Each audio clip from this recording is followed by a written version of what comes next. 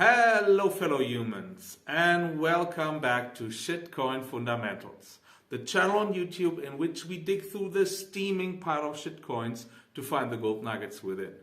And today we talk about the coin I talk a lot on the channel. It is of course Jasmine. And I want to actually show you how the personal data loggers are working that Jasmine is talking a lot about, that you read most probably in some of the tweets of Hara or some of the others. Maybe you read into some of the case studies, for example with Transcosmos, with Nippon Travel, and so on. Everywhere they talk about this, but I think nobody yet has really deeply explained it to people, so I will try this today. Actually, Kier Finance did a video about this a couple of days ago. It came out. He did a good job in explaining the general idea of a data logger. However, in this video, we want to dig a little bit deeper into the technical specifications of that, how that will help users of Jasmy, how that will help companies that use the Jasmy environment, and how that will help us as investors into Jasmy in the long run. And to understand this better, we basically have to dig a little bit deeper. That's why today I'm here with my whiteboard. So I hope my drawing skills are not great, so I hope you will be able to follow me anyways. So basically, the Jasmy project consists of two main parts to it, actually.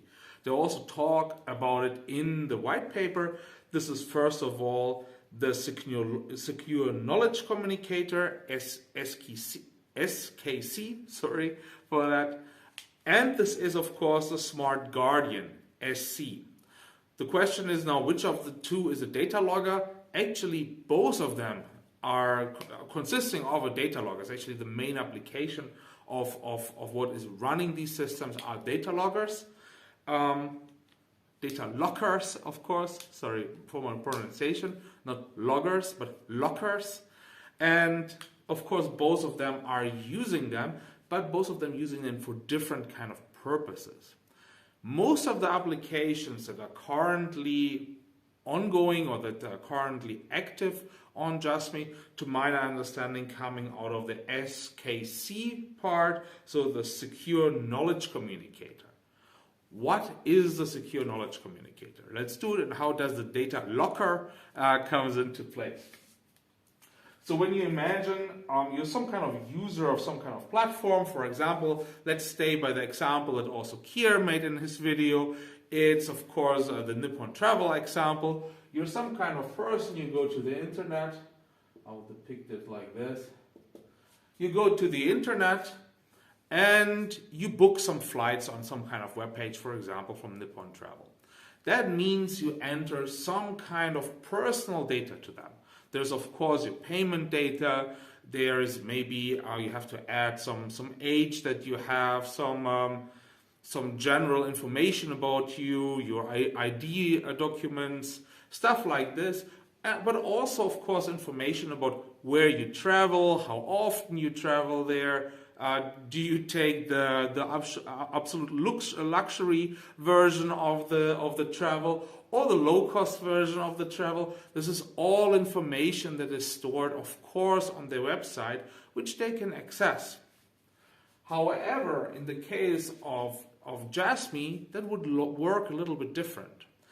This information would not be stored directly with the company, but the data would be stored in what is called the secure knowledge communicator. The secure knowledge communicator basically locks up, that's why data locker, because it locks up the data that you personally generate and gives you control over.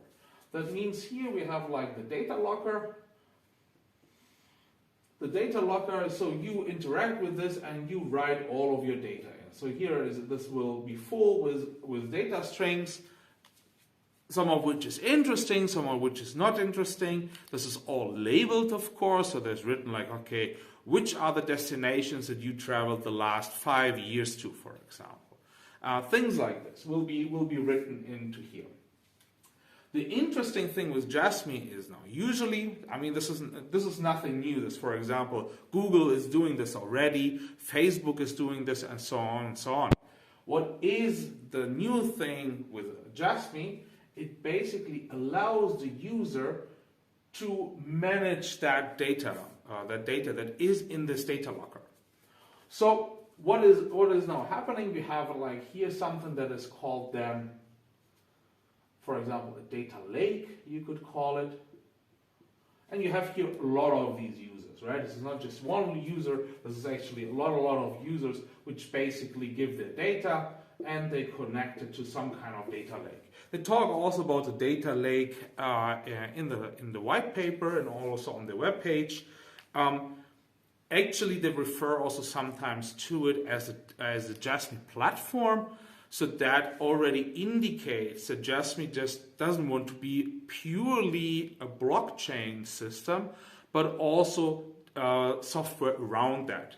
Because a data lake is not necessarily something that is part of the blockchain, which we will understand in a moment, because this information that is here written in these data lockers will be not on-chain. This is already mentioned in the white paper. This information will not be on-chain.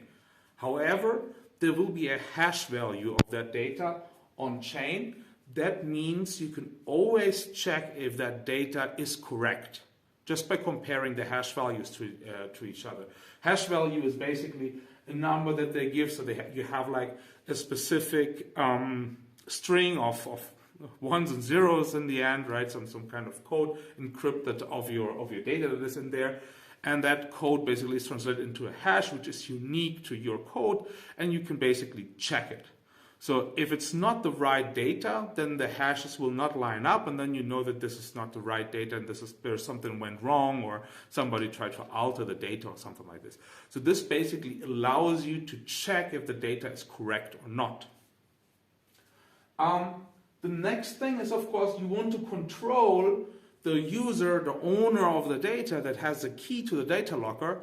He doesn't want, of course, every time when somebody wants some of the data that they don't come physically to that person and ask. There has to be an automated process. So that person is basically to make kind of rules who can access that. And basically they are stalled. I'm not sure how they will solve it. I assume this will be in form of a smart contract that basically governs who can access the data, under which conditions, which of the data, how often, when. I don't know what else there could be, but there will be a lot of rules which basically govern who, when, and how can have access to that data. Exactly. Now the thing is, when you are a company, so I will make now here some towers. I hope you understand this is some kind of company. I'm really not good at drawing, by the way, as you may have noticed. So here are like a couple of companies. These are the windows where soulless office workers are slaving away the days. So, and basically these are the companies who want to access that data. No, they will not go, of course, to each individual customer. This is also not how Facebook or how Google is working. They're, of course, not selling you personal data. They don't say like, hey, I want of you the data, and then they get it. No, it's, of course, anonymized and it's aggregated, because big data, data in general, especially when you want to use it for some kind of machine learning AI applications, has always to be aggregated. You need a lot of data from many different data points, data sources. In this case, these data sources are, of course, the people. So you need a lot of people on that side that participate, and then at a company you can send a query. And this is also what they're talking about. It's not necessarily that these people sell their data as raw data, but that this data is already processed. That happens here, actually, that happens, I have to check now how it's exactly called. They have it in their paper. I will also put it maybe down below. I don't find it now immediately. Yeah, they call it the Jasmy Initiative. I assume, I don't understand it fully from their white paper and their webpage, but what I think is happening there is that they will basically add here some kind of applications on it, so apps that do different kind of things. So for example, now you have here a lot of people who book travels. Maybe not only with Nippon Travel, maybe also with other traveling web pages, right? It doesn't have to be only from one provider. And then Nippon Travel comes and they want to start a new advertisement campaign, for example. And they want to know, like, okay, we want to sell more travels and we would like to advertise. So what, for example, we know that people who travel often to the US, they have a lot of money. So how we could address them? What else they could need? Maybe they fly somewhere else. So they could ask the system, okay, how about people that were twice over the last 2 years in the US, where else do they travel? And then the system, which is here, the data lake plus these applications which are running on it, would basically would query all of these data lockers and will say like, hey, where you have been, like, have you been twice over the last 2 years in the US? And where else have you been? Okay, and they can then decide to share their data. This data is then aggregated in this data lake or in this application and is then provided to the company. All of that system is fueled by Jasmy, because these companies, when they send this query, this is of course a paid service for the company, and they will pay their bill, you guessed it, in Jasmy. Then of course, here they search the data together.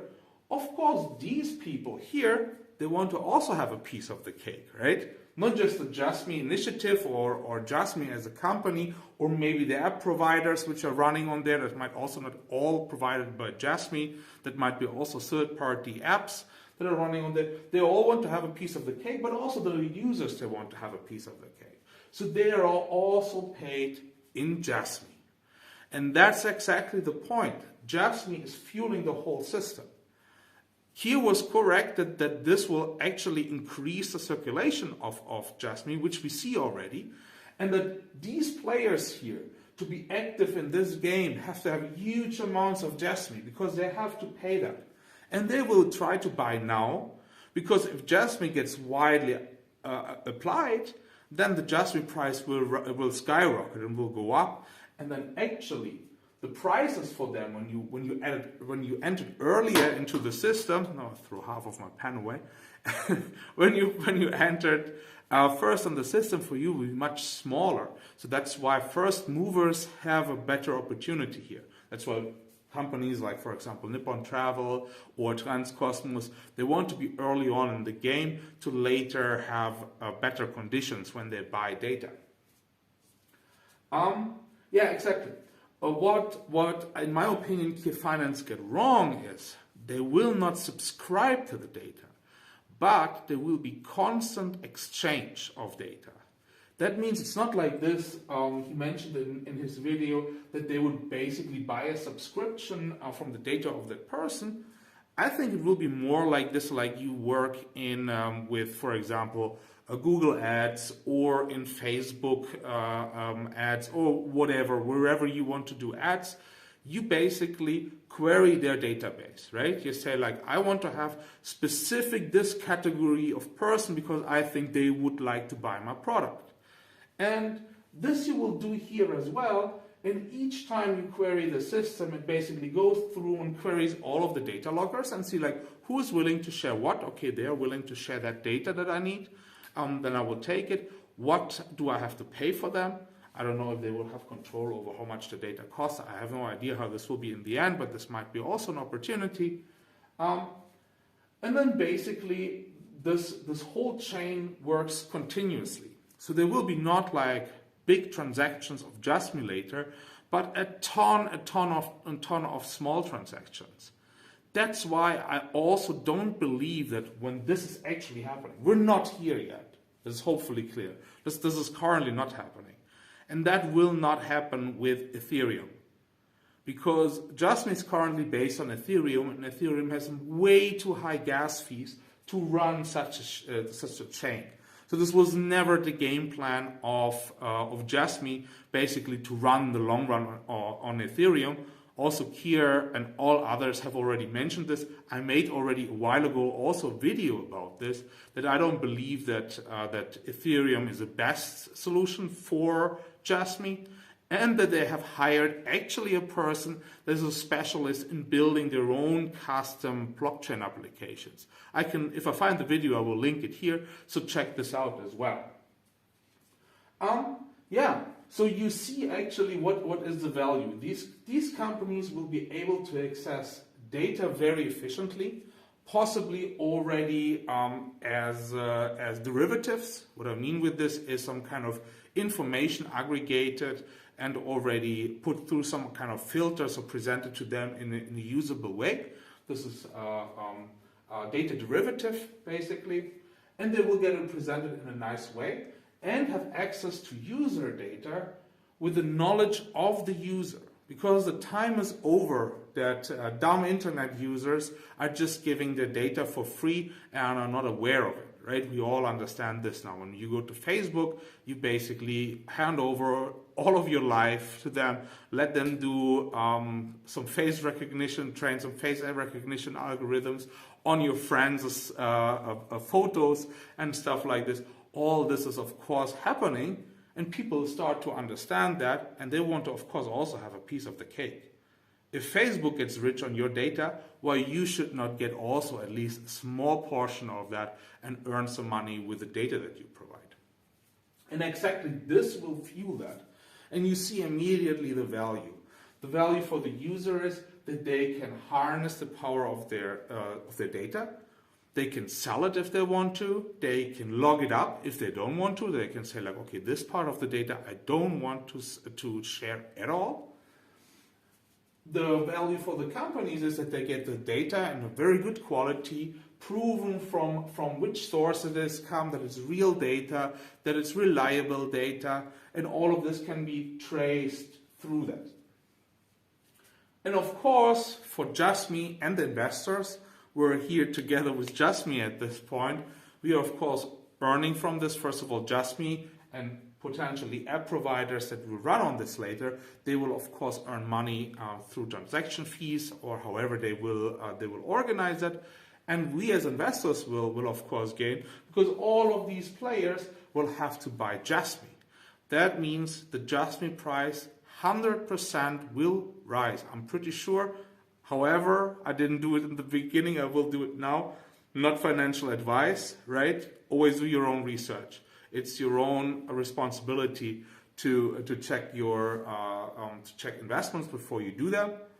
But I will also leave as always the links to the sources I used to make this video in the description below. You know already the drill. So you see the value in all of this, and I hope I could help you with this video. I think I will make a video, this is already quite long now.